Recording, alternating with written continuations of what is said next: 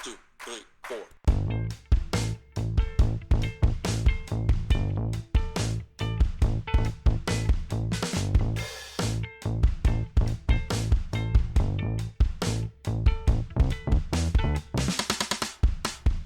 Okay, welcome to Left in the Void Pod. I'm Aiden.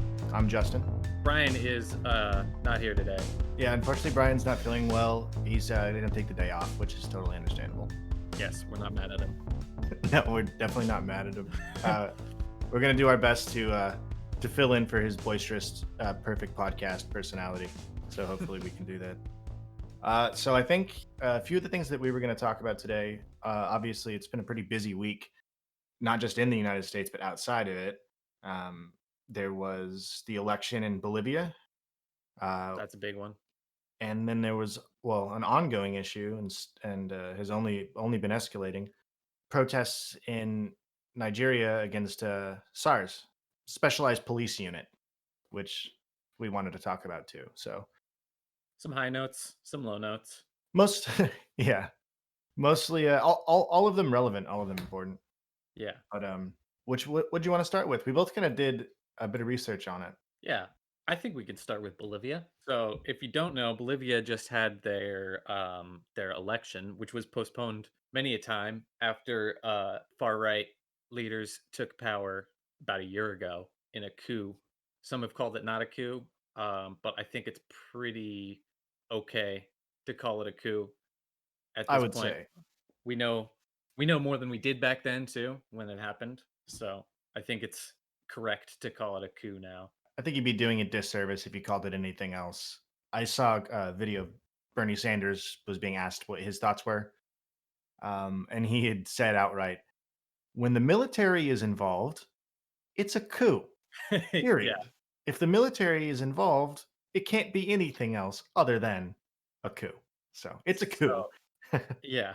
So Socialist President Evo Morales had been in power for a long time. He was very popular. He won election after election. When did he come to power? Like 2000? Somewhere around 2000?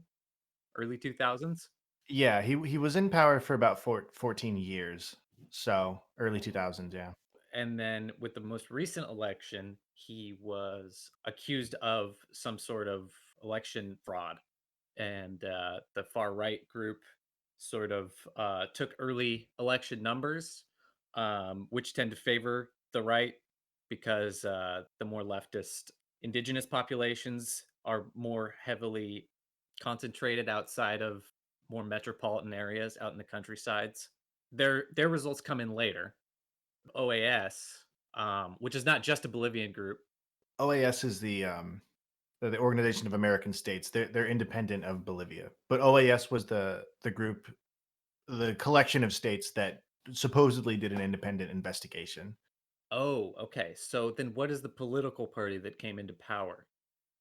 I don't know the name of the political party that came into power, but it was Janine Anez, Agnes. the Anez, who was the like far right evangelical representative that they had put in power after they had couped out Evo Morales.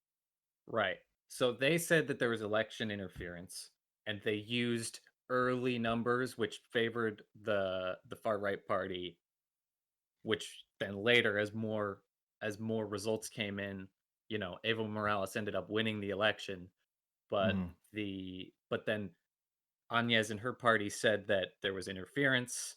They used the military and they stoked their supporters up to protest, and they used the military and the police to oust Morales pretty violently. 35 people died, I think.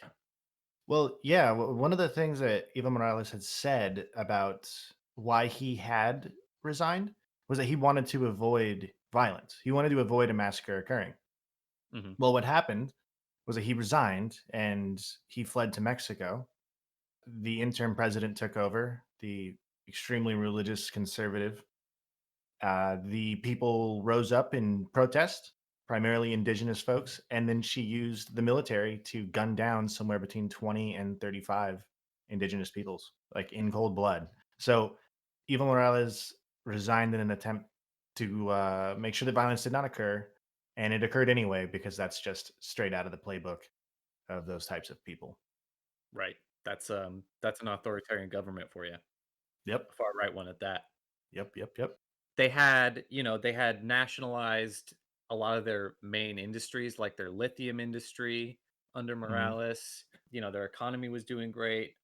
So Agnes, she privatized the lithium industry. Musk's stocks went way up. Elon Musk, we Our talked about this favorite. on the last episode. But yeah, big win for Elon Musk. Cut to the election.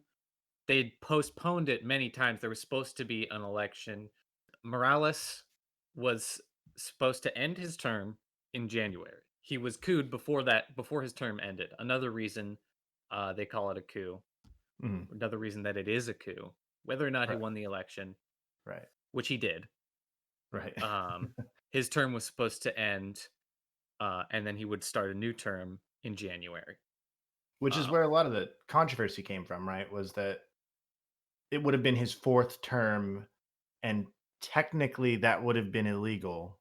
But they had put in a new constitution, and that was his argument for Right. why it was constitutional for him to take another term. Right. Um, he said that it was under a new constitution, and therefore his term limit was reset. And that continues to be pretty controversial. Yeah, it's kind of a little bit shady, but there was no election interference. He still won the election, Right. Right. right? Agnes and her party, they postponed the elections that were supposed to take place until just the other day. They had been protesting the delay of the elections. I think 3 times they delayed it. It was several times. I don't have that how many times they actually did it, but it was extensive. Definitely more than once. And people were pissed. Certainly. So people got out in the streets. They protested because, obviously they're trying to hang on to power. They know they're not going to win the election. They lost the last one. Only were able to take power because of a coup. Okay, so we had people out protesting in La Paz, which is it their capital? There are 2 capitals. There's one in the north of the country and there's one in the south. If you were gonna go to Bolivia, and I think if you ask someone, "Hey, I'm looking to go to the capital, where should I go?" They'd say La Paz. The one Mm, in the south is still technically a capital, but I think it holds most of the judicial branch, okay. whereas La Paz holds the president and the legislative branch.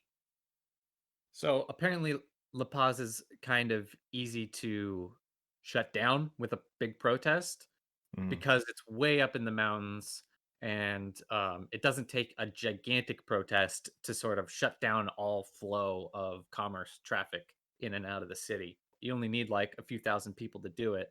So anyway, protesters shut down the city essentially and forced the government to hold an election. They made it a law that anybody who postponed the election a second time would be a crime, mhm. specifically this election. I don't think it Right, carries over to future elections. sure, But so they were forced to hold the election because Morales was not able to run. He chose Arce to be the party's next leader to run sure, under the Mas Party. That's the movement towards socialism party. mhm. So Arce wins by a massive margin. It's By a quite a it's a bit. it's a the way they do their elections there, they sort of narrow it down as as through multiple runs. Mhm, So like there were 4 people running.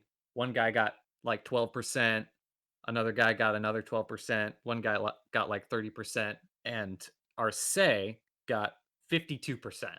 Because he won outright. He mhm. got the majority outright. They're Right. not holding any runoffs. All the other candidates resigned or conceded rather. I don't know if they You're resigned. forced to at that point. Yeah, you obviously don't have the people's support at that point. No, there's nothing you can do. What's funny, I wanted to point this out, that the intern president only got about 5% of the vote. I have a quote from her. So right after they'd ousted Evo Morales, this is what she said. She said, "I'm going to work for you all because the Bolivian people deserve to be free and never again have their votes stolen." Okay, so that's what you should say after you've been installed after a coup.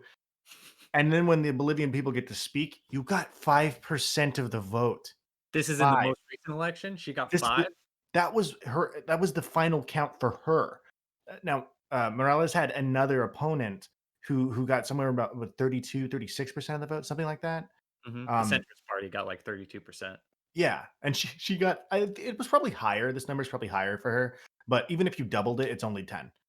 Yeah. So come on, That's just a testament to how terribly her party ran the government in the year that they were in power. Because I don't know, she might have gotten more in the first election, right? maybe it's kind of hard to like someone who guns down. She had enough votes to, like, convince people to go out and protest and to get or to get the military behind her and everything. She must have Sure, had some popular support to do all hmm that. Likely more than 5%, but it seems sure. like after a year in power, everybody realized, what a shit show she was, and, Well, totally. I mean, the Moss Party did a lot for the Bolivian people. Like they raised millions of people out of poverty. yeah. You know, nationalizing the resources, all that money that would have gone to private interests and foreign corporations goes right back into Bolivia. And So Bolivia's interesting because it's one of the few countries in, South America that's a majority indigenous country. More than yeah, half the country's indigenous, so Evo Morales got, like, a lot of indigenous people who weren't, well enfranchised sure. by the government. He enfranchised a bunch of the indigenous population. Which it's kind of crazy in the first place to think if a majority of the country, I mean, obviously, just because you belong to one ethnic group doesn't mean that everyone in the ethnic group follows the same political ideology. There's different indigenous groups, obviously. Yeah, There's different, like, they're not all one one group of people. homogenous thing. Uh, but you know, the fact that not a single indigenous leader, or at least any leader with any significant power, had existed in the country prior. Yeah, he's actually What? the first indigenous president in all of South and Central America. It might have been all of South, Central, and North America. I mean, it would make sense to me. All the influences that we've had, we're not going to put an indigenous person in charge. Oh, I no. mean, we being the United States. Um, so yeah. So he enfranchised, like, a big portion of the population. He'd done him and the Moss Party had done a lot of good. Well, and luckily they get to keep doing that Yeah, through the power of democracy. I'm not being facetious. I'm being serious. They got reelected. yeah, and they won in a landslide. Yeah, despite all exterior attempts to. I mean, because right after Evo Morales left, the far right wing party that had been installed was threatening to arrest Moss members who make up, I think it was something like 2/3 of the legislative branch. Like they're incredibly popular. Yeah, So, I mean, what do you come on now? That just screams like you're trying to rework things illegally. But yeah, I think I they don't know. would. I think, obviously, a far right party makes it just like, in the US. They win their battles on, like, gerrymandering, voter Mhm. suppression is their biggest tool to win votes Mhm. because they lose. If everybody votes, they lose. The far right loses.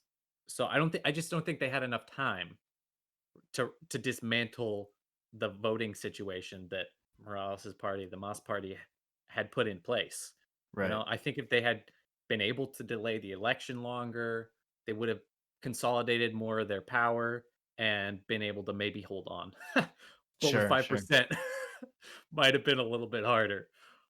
Well, I Um, mean, it's interesting too to think like so if we want to talk about the Organization of American States and the United States being a part of that. So there's 35 countries that are a part of this organization. and what do they do?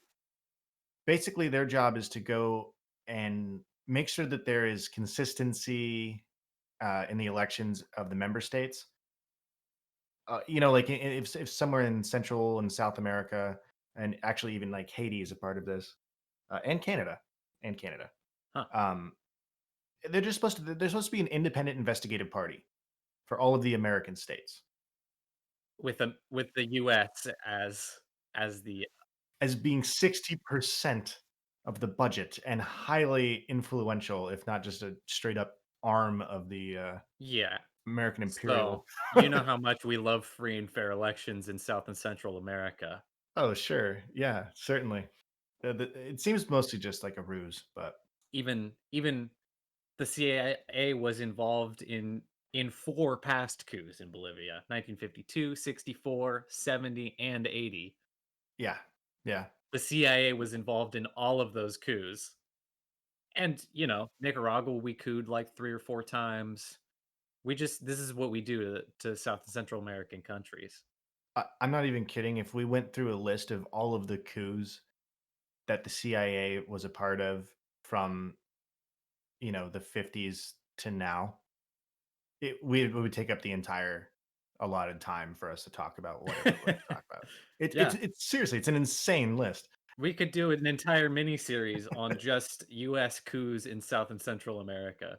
We could do an entire miniseries on the hilarious assassination attempts of Fidel Castro. That would be a really good miniseries That would because, be fun. yeah, that those some of them are just absolutely absurd. Um, Ridiculous. but that just goes to show the lengths that the United States is willing to go to try to stop progressive parties and progressive politics in Latin America. So Yeah. Because Bolivia's Mas Party has done so well, yeah, right? yeah, American people in the center and on the right, and liberals too, love to say that socialism has failed every time it's been tried, which is not right, true. But just look at Bolivia; they've been doing fantastically. And honestly, what usually kills socialist countries is a U.S. backed coup. right. Yeah, the installation of an insane far right person who then uses bullets to persuade the public. Exactly. So no, it's a Um, gigantic win for the ideology as as a center. Like yeah, that's why I was following it so closely. That's why I was so excited at the results of the election. I was like, two things. First of all, fuck yeah, the people decided for themselves.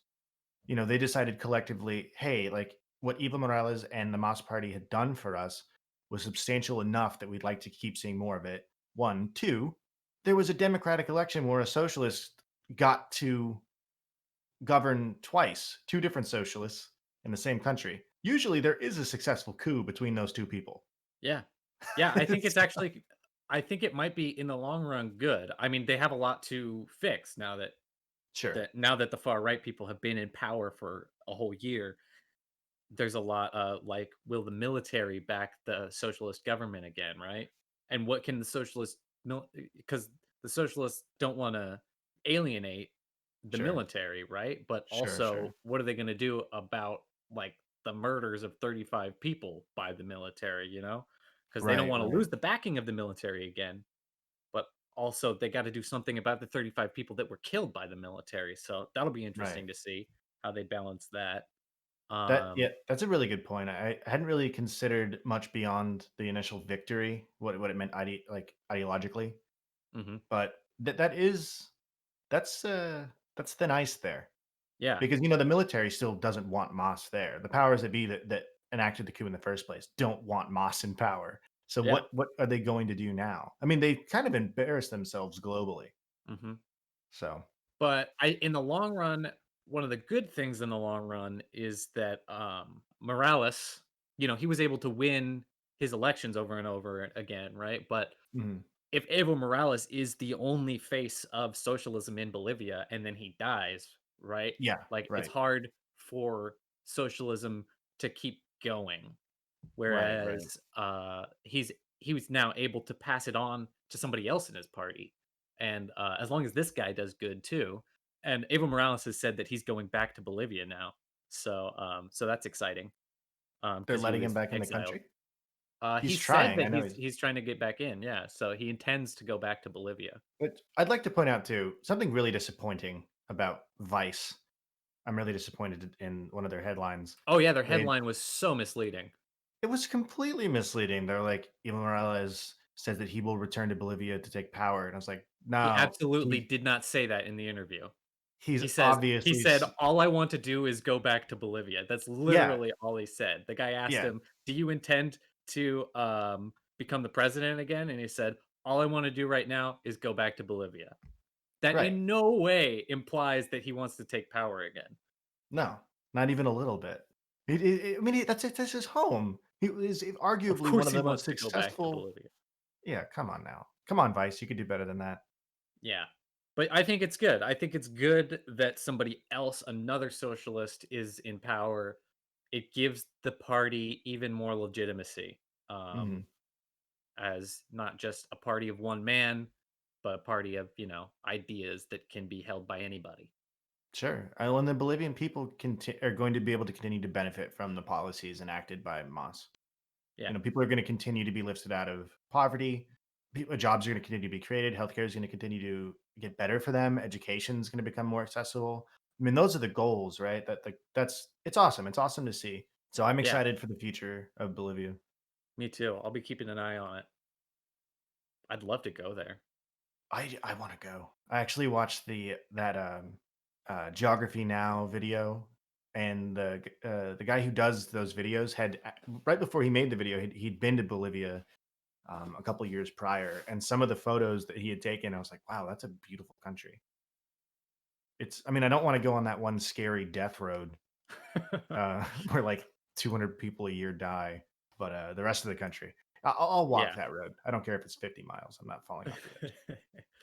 Yeah, there's another road. You can come up through the desert. You don't have to go through the mountains Ah, into yes. La Paz.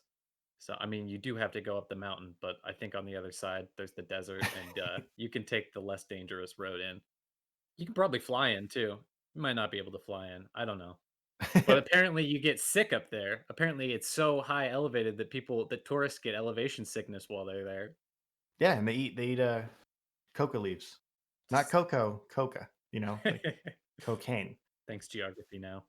Yeah, thank you guys. That was awesome. Not that anyone from your channel is gonna ever listen to us talk, but I listened to you talk and I liked it a lot, and it's a great channel. But while we're on the topic of countries that acquired a certain amount of research, and a lot of that research coming from Geography Now, Nigeria. Right now, the citizens of Nigeria are suffering the violence of police suppression. They've been trying to. So I'm gonna say a few things about what's going on. They have a special police unit in Nigeria that goes by SARS. Okay, it stands for. I lost my note. Special anti-robbery squad or something like that. I didn't like the name SARS. I was like, why? Oh That's yeah, so I saw bad. it trending. I saw it trending on Twitter, and I was like, because of coronavirus, because coronavirus is like a SARS descendant or whatever. Is it like a hashtag end coronavirus thing, Yeah, or that was my initial interpretation of it when I came across it. It stands for Special Anti-Robbery Squad. I was right. You were right. You were right. Hey, Yeah, no, I was like, I want to be accurate in the way that I say this because the acronym is important. Um, yeah, so they're an incredibly abusive group of people. So they came to rise in 1992. Nigeria was experiencing a crime wave, particularly robberies or property crimes, cattle rustling, things like that in the cities, muggings. So they founded SARS. Basically, they got these like special ability to kind of move about however they pleased. They're not really like posted in any one place, and they don't have a lot of oversight, and they do awful things to people. I think it was Amnesty International at this time had confirmed somewhere between 82 and 85 cases of torture and rape. But those are Jesus. just the reported cases that have been confirmed by Amnesty International. I would guess it's in way more rampant than that. I mean, it's bad enough that an entire country has decided to go into open protest about it. But something I wanted to point out about Nigeria too is this is not an insignificant country on the continent of Africa. They have an enormously successful economy. I think they're like the sixth largest economy in the world. They're the first most populous economy on the continent of Africa. Sorry, the first Mhm. most populous country on the continent of Africa. So they're no small issue. So what happens there matters here. They're the third largest English speaking country Yeah, oh, and after that's another India and thing. the US. Their first language there is English. Everyone in Nigeria, or most people in Nigeria, speak English. Well, I think there's so much like ignorance around any and all of the countries on the continent Yeah, that people don't absolutely. take these things into consideration. And that their struggles with the police right now, and they mirror a lot of the struggles that the United States have had with the Mhm. police. And a lot of the protesters, when they were being interviewed, were talking about the protests following George Floyd's murder as inspiration for why they're out there. So I think Yeah. it's incredibly important for us to not just acknowledge, but like show support for what they're Like, doing. yeah, people interviewed were saying SARS just stopping people for looking nice because they just Yeah, assume you're a criminal if you're yeah. dressed well, if you have an iPhone, or a smartphone, They or assume you're a criminal, but what they're really after is the money in your wallet. They're yeah, extorting exactly. people. Yeah, they're like, yeah. Oh my gosh, there was this woman on YouTube who was wearing a camouflaged hat, and she had told a story about how she was in a an Uber, and that Uber was driving down a road that wasn't the direction they needed to be going. I mean, she was vaguely familiar with the area. She was like, "Well, we're going the wrong way," and he's like, "Oh, I'll turn around." Goes to turn around. SAR stops the car, pulls her out, says she's impersonating a military official because of her camouflage hat, which looks like Jesus, a trucker hat. these people. Yeah, just drove her around and harassed her. And to be fair, like she's absolutely terrified because of all the violence that's been reported about the police and the I mean, she's a young woman in a city surrounded by four men with guns screaming at her in an unmarked van. That's terrifying. Not a very safe situation, I would say. No. But this Tuesday, they being well, actually, it wasn't SARS. It was the National Guard of Nigeria had decided that they'd had enough. They had put out a curfew for everyone to go home at 4 p.m. So there's thousands and thousands of people in the city of Lagos, and they're saying, okay, you have like 4 hours to go home. Yeah, that's not even if they wanted to, they couldn't do it. Mhm. But they opened fire on crowds of protesters, Live ammunition. live ammunition, and then the initial accounts of how many people were killed were about 19. Now it's up to 35. The amount of people that were hurt, injured by that, in the hundreds. And even prior to this event, I think they had accounted for like 10 deaths by police violence just since the protest started, which have only been going on for a few weeks. So Yeah, it's it's been bad. absolutely brutal. And, like what happened in the US, people start protesting police violence, the police Mhm. upscale the violence. Exactly. "Oh, this is what you're mad about? It can get worse." That's Mhm. basically what I hear from the police, during these protests. Yeah. So ACAB is not just in the US. No, it's a global hashtag. Yeah. One sec. All right, you're good. Alright, I'm gonna take a drink of my wine. What did you open? A beer. Not a good one. Well, I mean, some people might like it, but I don't like IPAs, but it's all I got. Well, at this point, all beers are IPAs. Oh god. But Cool design on it though. who is it? Oh my gosh, dude, you got a yellow can with a snake on it that looks like a "Don't Tread on Me" can. You're right. Oh shit. What is it? Fort George Suicide Squeeze. Apparently it's a record company thing. I'm not familiar with the imagery, and if I am, it certainly has nothing to do with the record company. Yeah. I didn't even notice. It does look like a fucking "Don't Tread on Me" flag. That's funny. Um anyway, where were we? ACAB is a global issue because Yes. this is not just happening in the States. It's not, it's happening in lots of other places. It seems to be Yes. a And mentality. this is what the police are there for. The police are there to protect wealthy people's property from the poor. Mhm. So, anywhere you have wealth disparity, you're going to have police repression. Oh, and Nigeria has lots of it. Something like Yep. a third of the population lives below the poverty line. So Despite even though them it's one being of a the relatively wealthy country. Yep, exactly. They're one of the fastest growing economies in the world, and a third of the population lives in poverty. Mhm.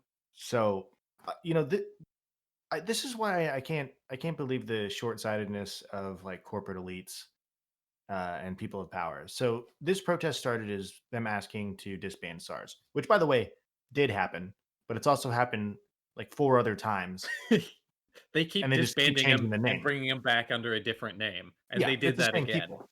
Yeah, same with all the people every same time. members. Yeah, They just exactly. rehired them under a different name, which is what are they called now? They're called SWAT. Ah, they've just called S- them SWAT.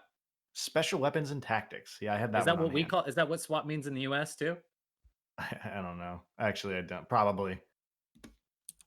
But yeah, so if this started out as a protest against the police, and then the police respond with violence, it's going to then bubble over into other issues. So in SARS has gone from being quite literal to a hashtag that just now the Nigerian people are asking for like basically a social revolution. Like they Hmm. don't just want the end of police brutality. They want better jobs. They want more equality. They want better standard of living. So if they, that's the thing I was going to say is I don't understand about corporate elites. If they would just answer the first question, they wouldn't have this issue. Yeah, you wouldn't have a social revolution on your hands. Yeah, now they have to address so many other issues. It's just like short-sighted pieces of garbage. Yeah, So that's what's happening in Nigeria. They deserve your support. Some American politicians have come out in support of ending SARS and supporting the people of Nigeria. More of them need to do it. A lot more of them. So if you have time, which I know you do, I know you have 5 minutes, write to your local representative and demand that they come out in support of SARS. exactly. Well, no, not in support of SARS. Wait, They already wait, support no, SARS. no. Sorry. Make sure you Well, it might be tell your helpful if they representative admit to it. come out in support of the people of Nigeria against SARS and now But SWAT. also, if they do support SARS, I'd like to know that as well, so we can vote those people Yes. out. And there's also But plenty of direct action you can do, outside of that. Well, direct action in the US is less effective than direct action in Nigeria, but you know, people are still out protesting in the US, and if totally, you're totally. carrying signs, you can put "End SARS" on the back of your sign or whatever just to help call attention to it. Well, it's global solidarity. I mean, Yeah. We're everything all is fighting so for the same thing. interconnected. We need each other's help. They need our help. We Yeah. need theirs. I The mean, um the ruling elites are global. They're not confined to right, any one right. country, and neither can, uprising of the people. Is that too So, is that too yeah, much? that's no, no, stop. A specter haunts Nigeria. Um, Yeah, we all need to support no, each other. no, I agree Yeah. with you. No, the people of all countries need to support each other against the people that are keeping us from having a just society. Agreed. Do what you can, and obviously, don't take this as a call to ignore the issues that are happening in this country, but just encourage you to see them as the same issue. If you're really horrified, go to go to Nigeria and join them. So that's the couple things going on in a couple countries that aren't the United States. But that's not to say that there isn't plenty going on Yeah, here. that's true. We had the debate a couple days ago, the last presidential debate between Trump and Biden, obviously, and they decided that they were going to allow not the moderator, but people watching to mute the mics of anybody who talked for too long or was interrupting too much. Which they did cut Trump off at one point, though not. I think just because his time ran out, it didn't. He wasn't like interrupting Biden or anything.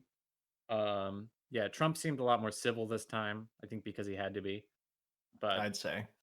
Yeah, I yeah, you actually watched it. I watched highlights, and I got to say I was surprised of the civility of it. I mean, yeah, the bar was really low, true. but it was nothing like the last one. Same topics, same They did. arguments, They but they mostly went over the same things. Trump tried to bait Biden on fracking, which worked. yeah, Biden doubled down on his comments saying he won't ban fracking. He also came out and supported green energy, though, which seemed like kind of a bait by Trump, but I'm for it.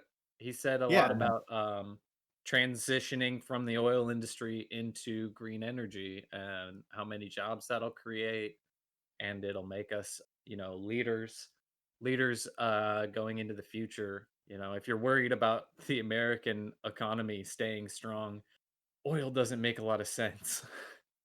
It is a dying industry. They're holding on by threads. They are. They totally are. I mean, you just got to take Well, they're holding on by billions of dollars, but and diminishing billions, lobbyists. diminishing billions.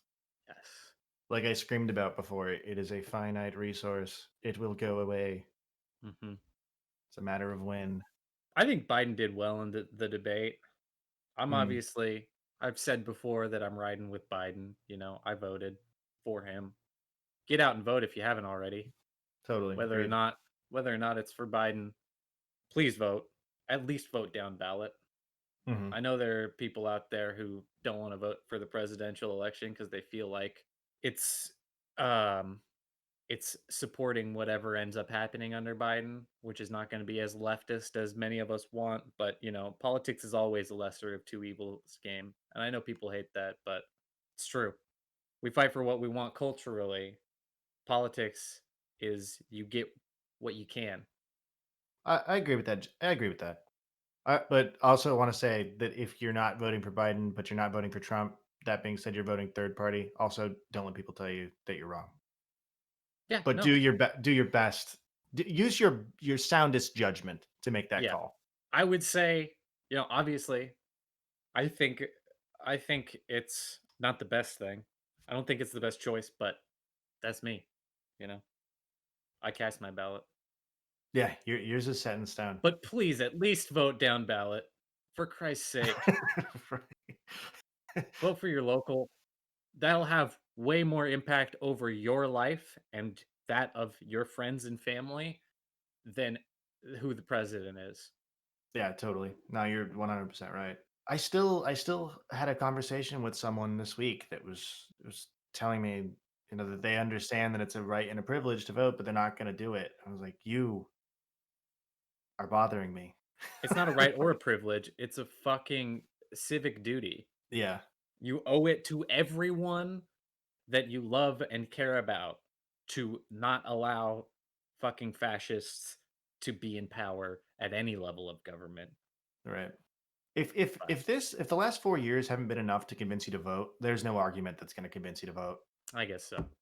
in this country. Like I mean, I think that compelling folks to vote, yeah, for a lot of folks with a conscience that aren't incredibly selfish, like they'll go out and do it. But I do think that it is selfish to not vote. Yeah, I don't know.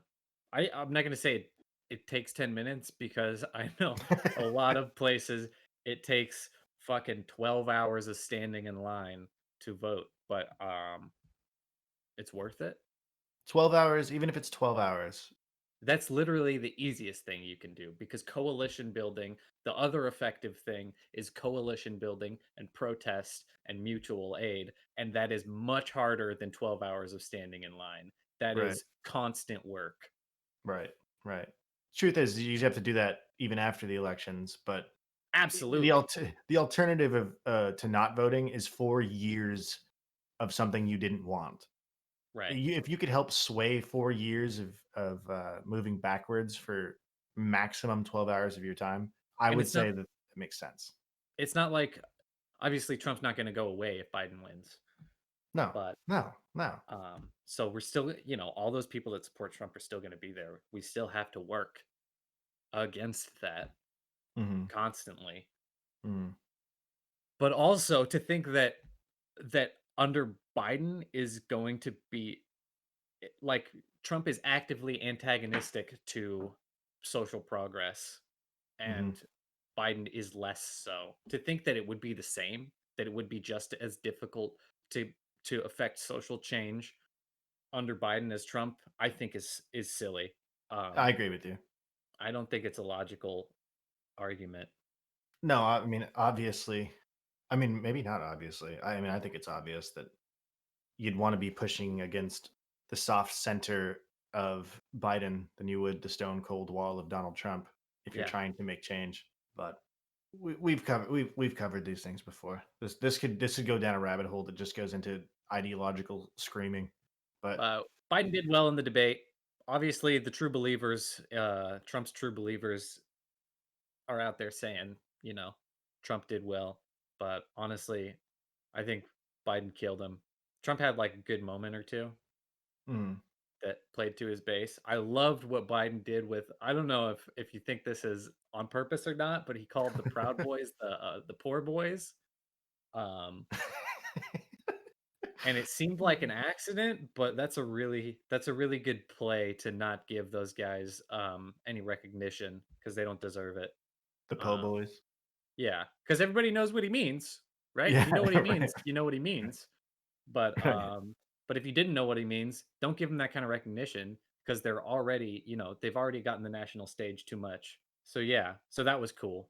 I don't know if he did that on purpose or not, but I hope he did because that was Knowing fantastic. Biden, I think it was probably a slip, Yeah, but right. it was a convenient and useful slip. But he often corrects himself, right, when he slips up, and he didn't in this case. That's true. That is a really good point. Maybe he just did this to be antagonistic Yeah, in the yeah, slimy way that a Democrat can be. and I hope he did. I hope that's what he did. Well, obviously nothing upsets those people more than making fun of them. Just teasing them like a They don't love being teased. That's the worst thing you can do to like because they love thinking they're this like hyper intelligent, super scary force, you know? Mhm. But, belittling them is the best course of action here. And to get their name wrong, it's just like so it's got to be so emasculating for them. They love it when they get the national stage. People Right. talking about them. The poor boys. The poor boys, it's good. Yeah, what else happened in the moderator gave more time to Trump than Biden, Mhm. even though they had set it up with the mute system or whatever. She didn't have control over the mute. Somebody else did. Um, Sure. so it wasn't as effective as I had hoped. We didn't get any clips of Trump screaming into the mic with the with no audio, which would have been fantastic. But That's what I I think expected most of it to be. I hoped so. Or I like was him running across the stage to scream into Biden's mic, but we didn't get that. Or but waddling, I should say. but we didn't get any of that, which is unfortunate. But I still think Biden did well in the debate. Certainly better than Trump. Just from what I saw, I didn't hear anything new from him. It's the same thing every Same thing. time. Well, what was new was the whole green energy thing. No, Him not talking about Biden, shifting. Oh, from from Trump. From Trump. Trump, it was the same thing. He brought up Hunter Biden and the whole Ukraine thing that has been debunked a million times. Mhm. Um, Biden had the China Biden had the China bank account by Trump that Trump paid like 100 no, he paid like 50 times more in taxes to China last year than he Yeah, did yeah, to the US. So Biden brought that up, but he didn't lay into it as much as I hoped he would. sure. Um Trump used the Hunter Biden thing to sort of deflect that. So that wasn't as effective as I had hoped. But yeah, I don't know. It was an interesting debate. A lot of it was similar to the previous ones, but after the last debate, we saw a surge in Biden's numbers. It takes a little bit of time, so we won't see it for a couple days. Right. But we'll see. We'll see if we get the same thing out of this one. Trump is banking on voter suppression, It's the so only Biden it's has to win. It's the only way Republicans win. Biden has to win by a lot to win the election, not by a little. So we'll see how effective Trump's voter suppression is in 9 days. yeah, it has come up so quickly. We're recording this on the 24th. It probably won't be released for a few days. Yeah, it'll be even closer, even closer. Yeah, it snuck up. I think the reason this election snuck up on me wasn't because I wasn't paying attention. What because the last 4 years it's been about politics every single day for everyone, Mhm. rather than just you and your friends who like to talk about politics or feel it that it's necessary to be involved in politics. Everybody. There was nowhere to hide from everyone's political discussions. I don't hide from that generally. Typically, only people only talk about politics, like, the year of an election. Mhm. But it's been But the constant this time. Mhm. So I didn't have that marker on the way up to the election that, told my brain like, "Hey, an election is occurring. No one will Plus with shut up about COVID their candidate." Yeah. with COVID, time is an illusion. That's also So true. Yeah. so it's much harder to keep track of time these days. I'm still Um, stuck in like March 25th mentally. does Everything in feel between. like things are going on, but nothing has changed. But things are still happening out there. Yeah, there's good ways to get involved, affect change, even within this country and outside of it. If you want to affect change, organize with your community. That is the most effective way you can do anything. I agree. Organize, do whatever, join a mutual aid group, join a abolitionist group, prison abolition. We should talk about that one of these days. That Um, I actually nominate that to be the next episode's topic. I would love to. I would love to do more research into prison abolition, and I would love to talk about it.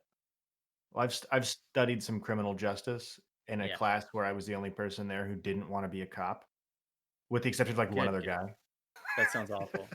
it was Those it was awful. criminal justice classes are fucking terrible. And those are sociology teachers. You have to get a sociology degree to teach criminal justice. This guy was a retired what do you call him? Warden.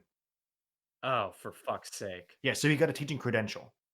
And then they What a put it so his you can imagine the kinds of things that he would say about the text, but I can imagine.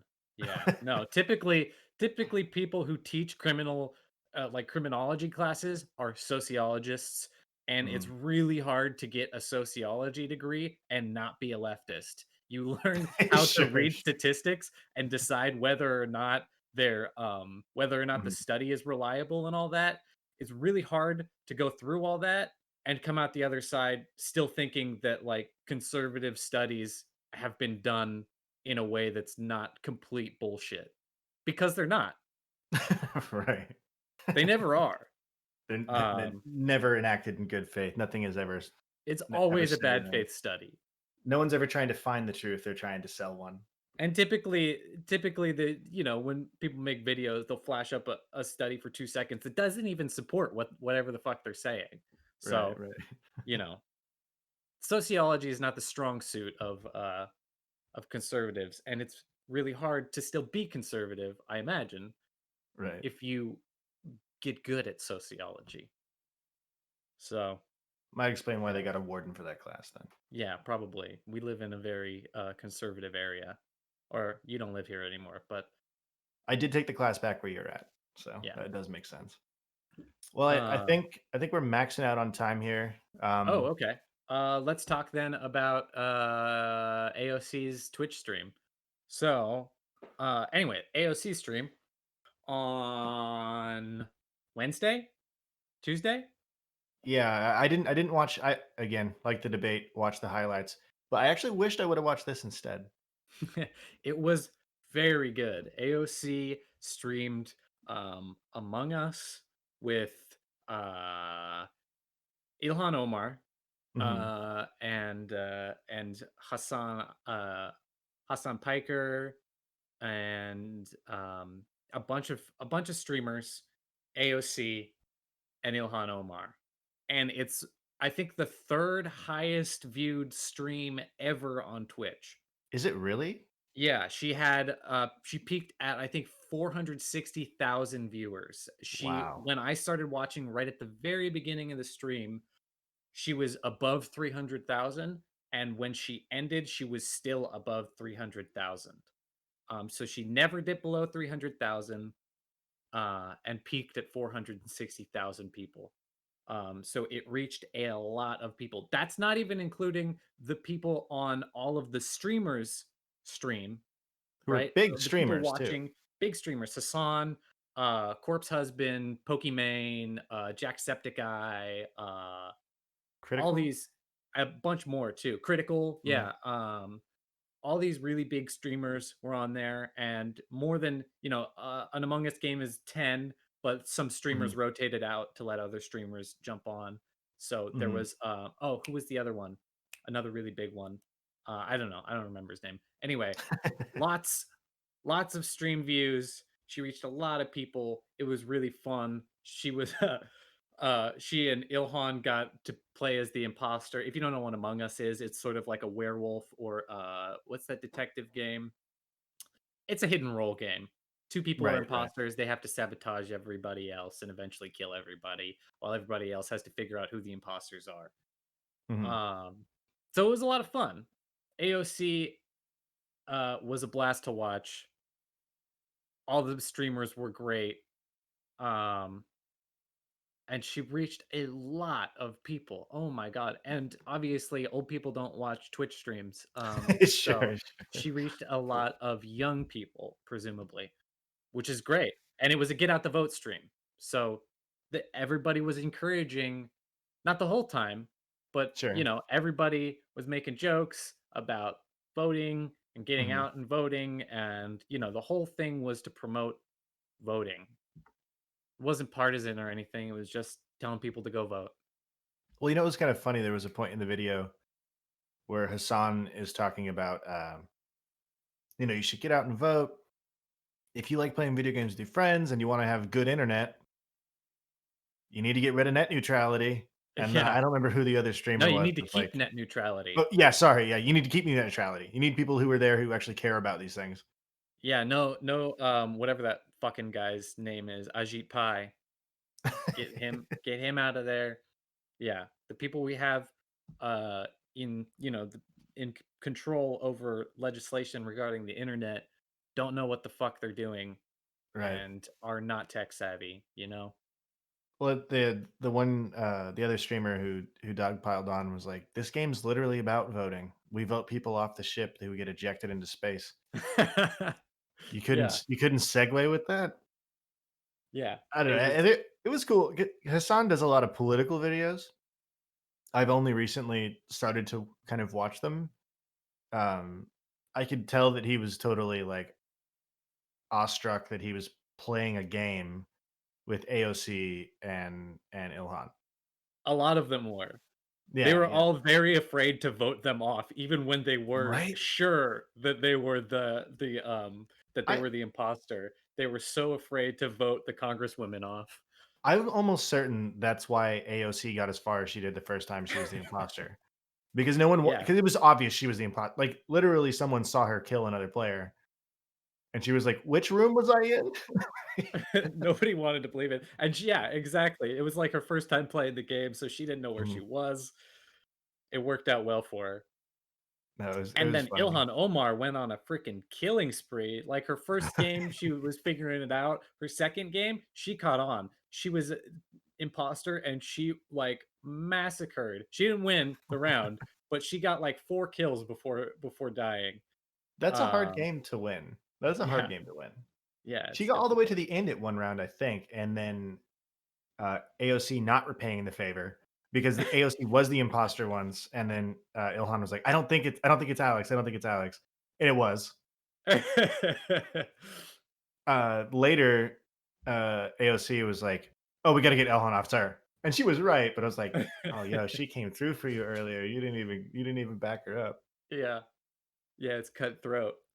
Um Hassan is very funny.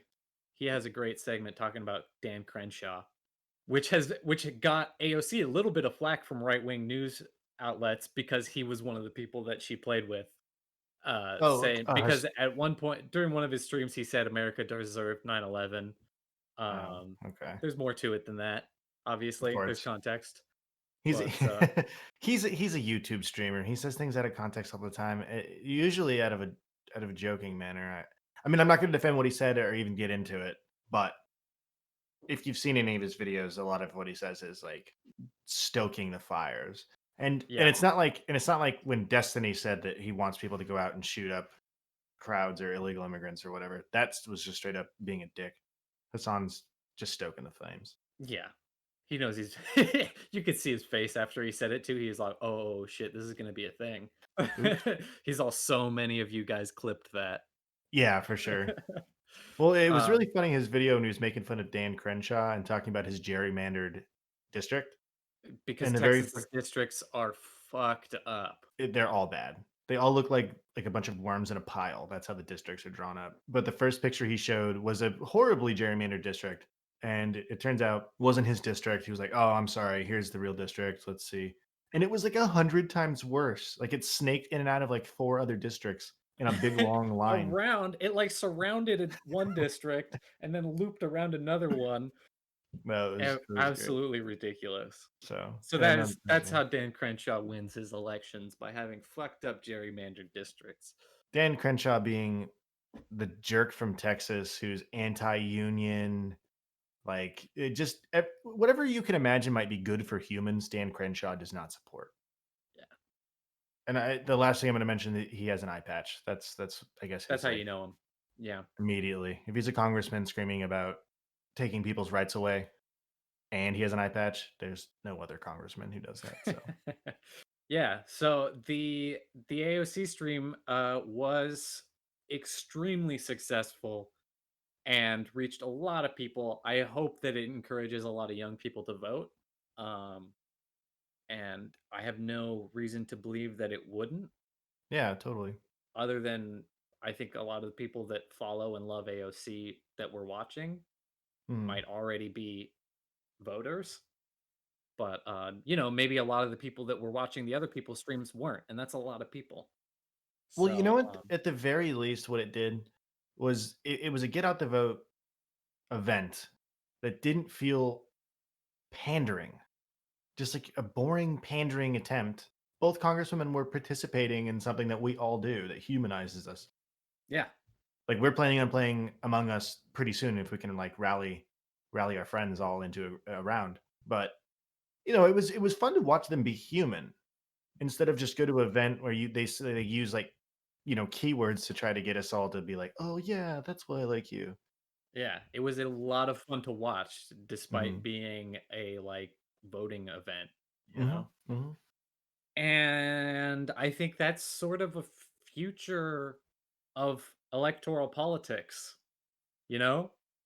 I hope so. Better that than the alternative of what's going on. It was definitely more fun to watch AOC play video games than it was to watch Donald Trump destroy the country. So Yeah, if we're gonna shake up the system, do yeah, it via Twitch absolutely. stream. Crazy fucking alt right neo-Nazi motherfuckers are all online. They're Mhm. always trying to reach as many people online as they possibly can, and they're relatively successful at it. So having left-wing people in that space is essential moving Sure. forward. Well, particularly in the gaming realm, just to Absolutely. just The gaming realm is dominated by right-wing crazy motherfuckers. Someone hears a woman's voice on a video game, everyone loses their yeah, mind, starts yeah. insulting her, tells her to get out. Like it's Awful, awful. insane. Aiden and I play a crap ton of video games, online, offline, always have, always will. So And I am the minority in every lobby. There is never a majority of leftists in a lobby. There's always a majority of right-wing crazy people in a lobby. yeah, yeah. So if you're on the left and you play video games, play more. Yeah, And more and be politicians vocal. do more streams. Make people feel comfortable in these Yeah, lobbies and shut fight Nazis in your video game lobbies. shut down the bigots. Yeah, They shut them ruined down. PUBG for me. It's definitely scary. Yeah, they did ruin PUBG. It's definitely scary doing that though. Like calling people out in a video game. There's no recourse there No. because they have the support of. Right, right. All right, well, that's a lot for today. I think we can safely sign off here. Thanks for listening. Yeah, appreciate it. Love you guys. Send us feedback or questions that you want to hear answered or anything to our Instagram or our email. Justin, you got our email? I do. Well, right now the only one I have up live because it costs the money is Justin at the Void Pod. If you send anything there, that'll go directly to me. If you have questions, concerns, critiques, criticisms, or you generally just want to call us dirty pinko commies, the latter being something I'm used to. So, all right, guys. Thanks for listening. Bye bye. Cheers.